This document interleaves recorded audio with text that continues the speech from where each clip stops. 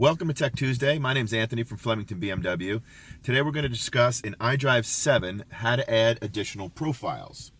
So when the car is initially set up, the BMW Assist is done under the main driver. So they have one profile. So in order for our other drivers to have profiles, you have to go into the car.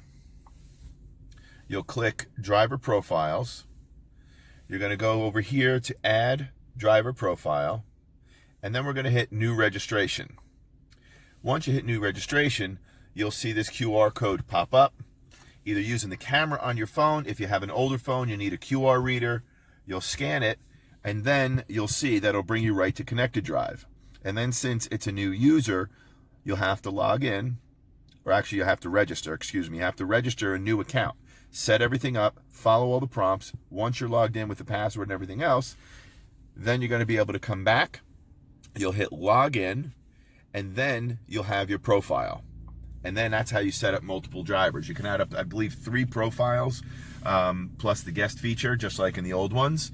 So then you just select whichever profile you want, and then once your keys are separated, then it'll start to get saved to the key.